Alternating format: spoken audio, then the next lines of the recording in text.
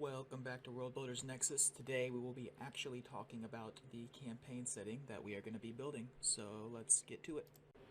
One thing to keep in mind as we go through this video is that this is not the entirety of my world. This is only one kingdom. Of the material plane, currently I have 4 major kingdoms, 3 mostly. I've got this one, 2 elvish kingdoms that are kind of one kingdom, kind of split a little bit right now, and then there's an orcish kingdom that's currently under civil war. So that's kind of the material plane. There's more beyond that, including like Hells, and there's a Feywild equivalent. I want to do some of the Norse realms in the future. Just keep in mind that for this video, we're talking about strictly the western kingdoms of Eratsael and not Eratsael in its entirety. So yeah. So the structure of this is going to be very similar to Game of Thrones or Eberron, if you're familiar with either of those. There is a royal family, which currently is Viseri, House Viseri, and that is King Genry Viseri and Queen Leia Hurst, and they kind of rule over the entirety of this western kingdom here. They rule from here in the Riverlands. House Toos, Rykar, and Hurst each are going to serve under House Viseri, so Hurst rules the north, Rykar the hold, and Toos is the gale.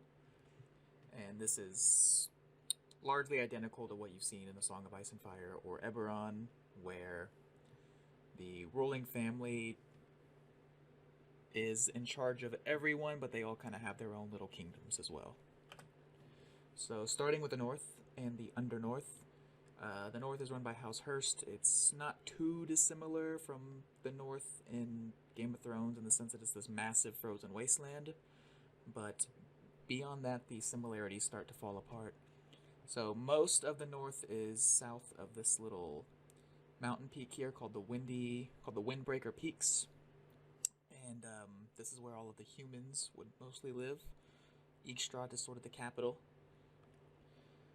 And other races also live in the north, including dwarves, giants, gnomes, and halflings, and they live, it's hard to see, but there's these entrances to a massive underground cavern called the Undernorth. It's very similar to the Underdark in D&D, except instead of monsters and things, it's these northern races. In the north, economy is mostly fishing, whaling, lumber, and precious metals. They do a lot of mining, as well as fishing off the coasts. There's tons and tons of lumber in the north. Again, on the Undernorth, it's this subterranean cavernous network. It's kind of a club in a way, like not just anyone can get in. You have to get invited in to come in, so humans generally aren't welcome. One thing that's important is that they've sworn no fealty to House Viseri. They've only sworn fealty to House Hurst in Echtstrat. So the dwarves kind of serve under Viseri through Hurst, and they don't in any way really talk to Viseri directly, so that's important for the politics of my world. The Riverlands is sort of the next main region. It's the sort of central region that we talked about where House Viseri rules from. It's the capital city of Elise, and that's where the seat of the royal family is. There's a massive castle. It's the home of the first humans, largely due to the fact that there's lots of farming, fishing, and lumber, and things that humans would need to survive, build houses and cities and whatnot. There's this sort of melting pot society in the Riverlands due to a war several centuries back. I don't want to go too deep into it right now, but there's a lot of various races, especially from some of the eastern kingdoms that we'll get into later on. Next is the Hold. It is the seat of House Rykar. So House Rykar is sort of the black sheep of the royal families right now, due to a rebellion 40 years ago called Erin's Rebellion.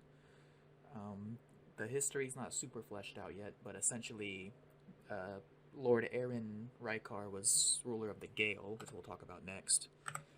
And he was offended by a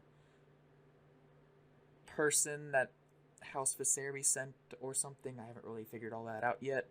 But they beheaded him, and that started a rebellion, because when House Viseri responded, Rykar was offended, and it started this whole rebellion, and Rykar attacked Viseri.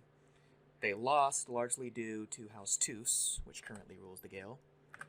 They had a secret army of Warforged that they used to stab Rykar in the back and end the rebellion. And as punishment, Rykar has been given this new stretch of land called the Hold, and it's not very desirable. There isn't much gold. There's not really any good fishing off the waters. It's all cliff sides and whatnot. No real lumber. Animals don't do well, so for the most part, no one wants the Hold.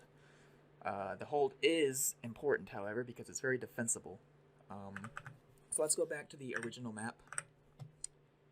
From here up is largely coastline that is very cliffy. I'm not sure what the exact, geographic word is, but these are steep cliff faces that are very sheer and go straight down into water. So if there were an assault from another kingdom off of this, it would be very difficult to land ships up here. But down here, this is largely beaches and sand, and you could mount an assault from here, but they would have to go through the Hold, and this is really the only path here. It's guarded by a fort and then a city, and this is how they would have to go if they wanted to get to the capital. So the Hold, strategically, is very important for House Viserys.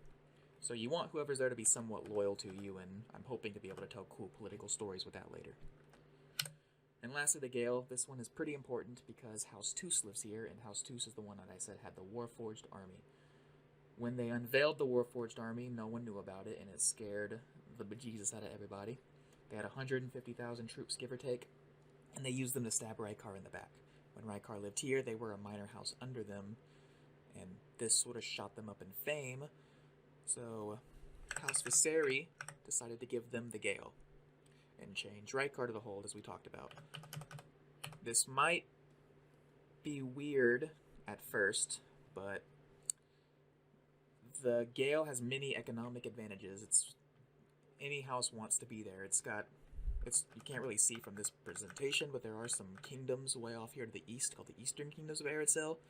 I clipped them out for this video, but from the Gale there is trading opportunities going east. As well as that, there's a lot of lumber and natural minerals and water and things in this rainforest, as well as pack animals that live in the Gale, that their furs and whatnot are worth a lot of money. So the Gale has a ton of advantages, but the Crown usually puts its biggest enemies in the Gale, which, why would they do that, right? Their biggest enemies can get rich. Well, the Crown has been attacked before from Rykar from the Gale, and having the Hold in between has served very useful. So if there's ever a troublemaker, if there's ever a house that's possible of being a troublemaker, the Crown would want to put them in the Gale, likely because if they were to rebel, they got to go through the Hold, and it's already been proven that doesn't really work very well, Warforged army or not. So that's sort of the political situation, and we'll go more into depth with all this later on. It's complicated, and I don't have it all fleshed out, but it's just, these are ideas that I'm thinking about as I'm building this. So I do want to talk about my inspirations. The biggest one is going to be Eberron, Planescape, Dungeons & Dragons. Those are my three favorite, tabletop RPG campaigns style things. I mean, Eberron and Planescape are both so cool. They're part of Dungeons & Dragons. If you haven't heard about them, you should check them out. The City of Sigil is awesome. Next is A Song of Ice and Fire. That one seems pretty obvious, but, the structure of my world, I'm kind of heavily influencing off of that. I want this to be a political, type of story I'm telling, a very human versus human story. Judeo-Christian cultures and the Abrahamic religions, again, kind of lending itself towards that human versus human story. I don't want this to be a story of gods versus gods, humans versus humans. I want it to be a very human versus human thing, not human versus God. Lovecraft is a huge influence for me in general when it comes to DMing or doing things. I love his ideas. I mean, just some of the coolest things ever have come from the mind of people writing Lovecraftian fiction. I love it so much. And Souls, Bloodborne, etc. Bloodborne kind of falls into Lovecraft a little bit, but yeah, these games are super influential to me in general. But for this, I'm drawing on Elden Ring's out. There's a wealth of inspiration in that game to draw from, so I'm looking forward to it. And yeah, Please like, subscribe, and comment if any of this sounds interesting to you. If you have any questions, let me know. I'm going to pin a comment down if you have any D&D characters or any RPG characters that you would like to place into this world or have in this world, and send me them. If if there's a character you play that you really like, send me their name and maybe I'll make them an NPC in the world or a tavern keeper or something cool. I do have a Patreon for maps currently. I will say, if you want it for maps, it's not really worth it. I don't have a ton of maps made. In the future, I'm hoping to make a lot more. For now, it's a way to support me if you want to. I don't expect anything from it, but it's there.